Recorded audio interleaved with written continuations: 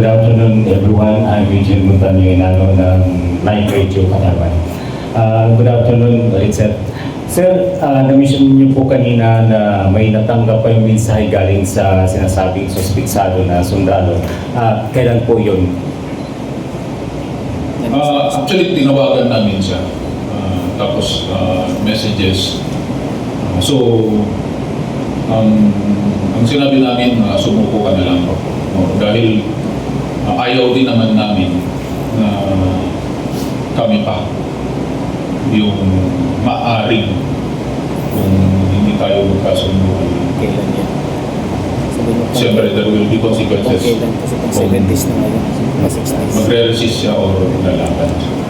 Kailan po yun, sir, pwede makahingin po ng specific exact time, pizza? From the time na March 2 yung nangyaring incident. nung nangyari yung krimen, I guess in the afternoon, nagkaroon na ng communication between him and the commander.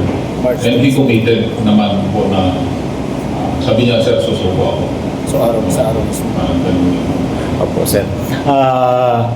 After shooting incident po, sir, ang pamilya po ay naka-receive ng mga pagbabanta na uubusin ko kayo, papatay, dadagdagan pa.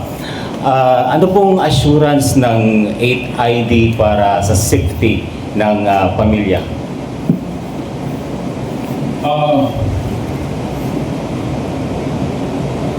Ngayon ko lang actually narinig yung kwento na yan. But let it be that we are assuring the family that they are protected. Salamat, sir.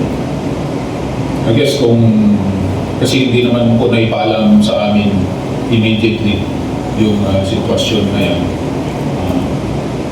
Kung kinakailangan is mag-provide kami ng security sa pamilya if kinakailangan. Salamat po, sir.